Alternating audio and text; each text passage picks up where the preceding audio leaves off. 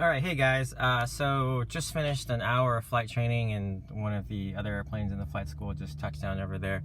Thought we'd start with a little bit of a little eye catcher here, but wanted to take no more than 5 minutes and cover the very simple foundational basics of the quality improvement process that we have found kind of works at my unnamed hospital, which will remain unnamed. But just wanted to walk you through the process, and it's essentially a 3-step process. So the first step is getting the project chartered. The second step is getting the data form completed. And the third step is getting really granular with something called a PDSA worksheet. So essentially, if you want your QI project to succeed, just follow those 3 simple steps, and I'll walk you through the charter as this Toyota Camry now busts into view. Okay, so the first document that we have that we want you to use is this thing called the project charter, and this is pretty self-explanatory except for a couple of areas, and I'll talk about what should go into those fields. So the first one is sponsor.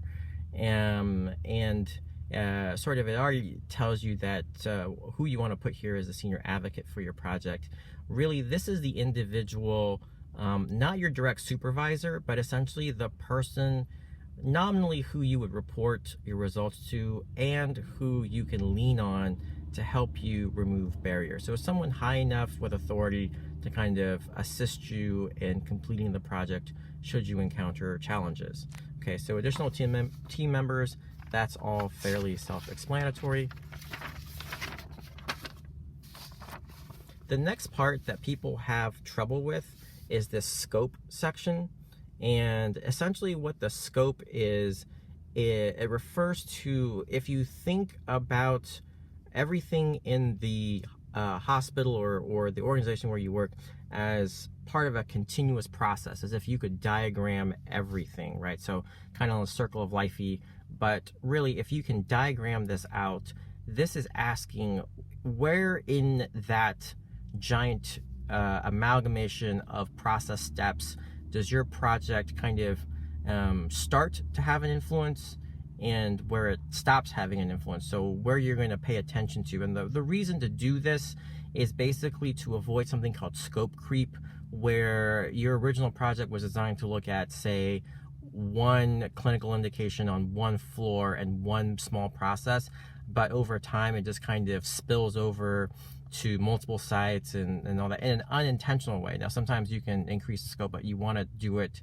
because you've thought about it and it's the appropriate time. So the process scope here, the start and the end, mark the boundaries outside of which your project will not tread. Okay, so that's like saying if you were to deal with heart failure readmissions, for instance, the start of that would be sort of depending on where you want to set it, could that include the management of the index admission, or do you just want to look at when the patient is discharged?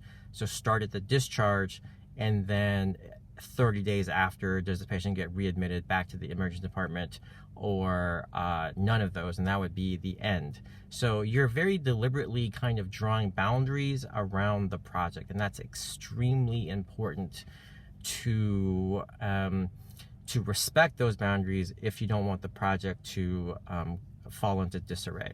So the aim statement is next, and that's essentially, it's part motivational and part kind of helping you to figure out what you care most about.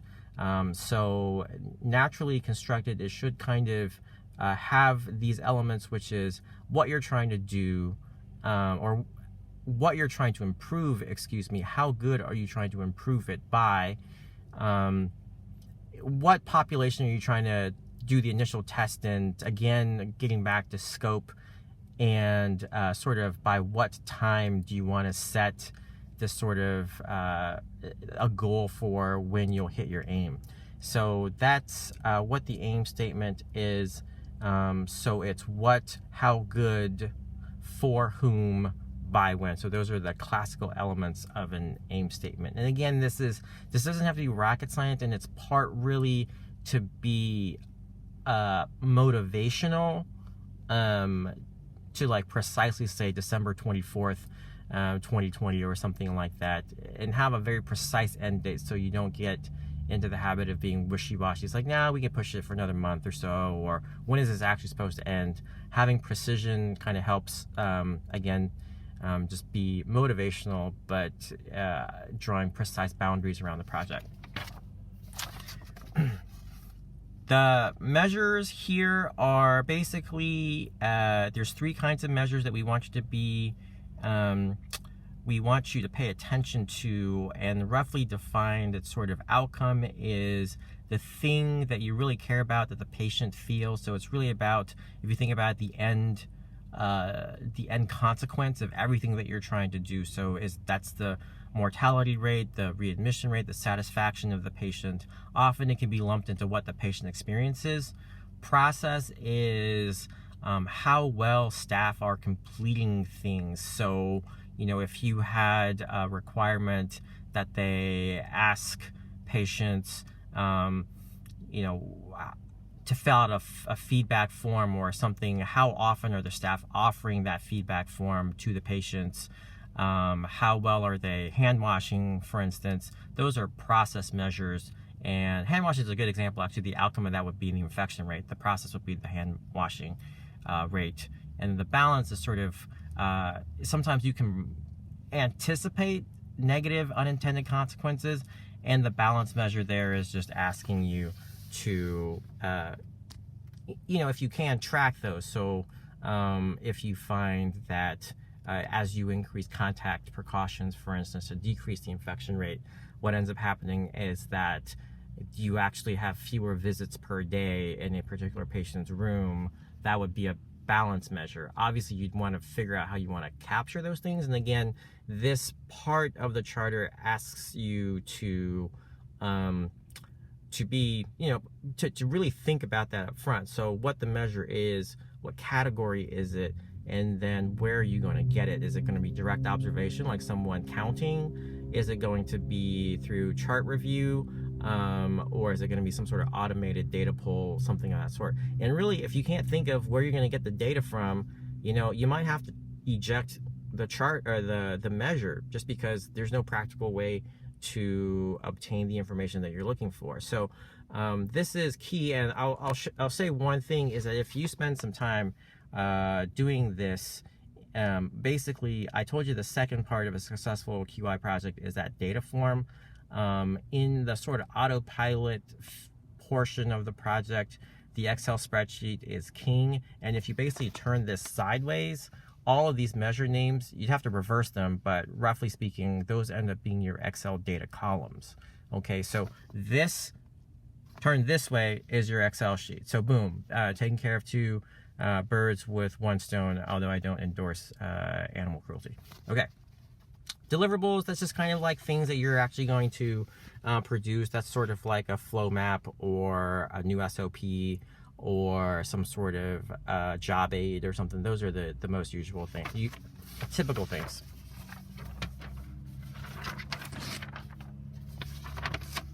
Okay, and then the project plan on the back, that's just asking you to kind of roughly outline how you're going to get from where you are now to being able to successfully achieve your aim at the time that you've set. This does not need to be granular. There is a different form to make it granular, and we'll talk about that in a different episode of this, and that is the PDSA worksheet, so spoiler alert. But that's what you're looking for to get really nitty-gritty in roughly like month-long chunks of what you're going to accomplish that month. This is a high-level outline, and this is just to help you organize. It can help you organize those PDSA worksheets. Some of these you will have to rearrange, but roughly speaking, again, the purpose of the charter is just to get you thinking through all the things that you need to think about in order to have a well-developed project plan before you start. And I will say that getting back to, you know, this seems like busy work, but really it's not. And As someone who used to not practice what he preached, and really for some projects I just never did the charter, after starting to do this, and especially the PDSA worksheets, there is a substantial difference in the success rate of these projects. And those projects can be very large, like cross-institutional projects that require getting multiple stakeholders together to negotiate an inter-campus kind of agreement. But if you follow this outline, then those things have a much higher likelihood of success. And I think the analogy to use here, right, is that a little bit of upfront pain, and really a project charter like this should take no longer than an hour to do. At this point, after having done quite a few under my belt, I can do these in about 20 minutes. But yeah, basically, if you can do this, then it just sets you up to be able to execute that much smoothly down the road, because you're not rediscovering things and saying, oh, poop, all the time as your project. It just becomes really ad hoc.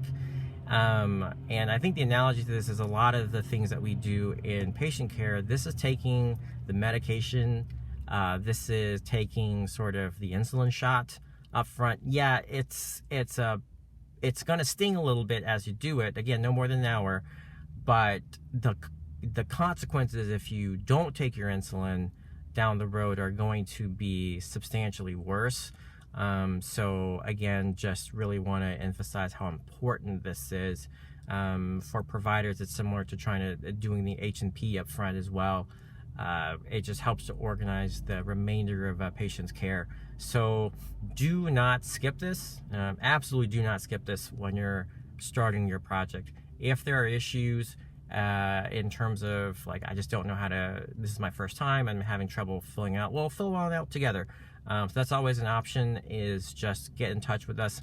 We'll fit you in for one of our office hours sessions, and we will do it together. So that way, at least you're sharing the pain, right? So on that note, from my little broadcast Corolla here, I'm going to sign off. It's been 12 minutes, so a little bit longer than I wanted to, but hopefully that covers the charter in depth. This is unscripted. Oh yeah, and the reason why this is that this is somewhat of a small test of change, and we'll get into some of that maybe down the road. But I really wanted to invest no more than 15 minutes to do this, thinking that it will, in case people don't like it, then there's no harm in losing those 15 minutes.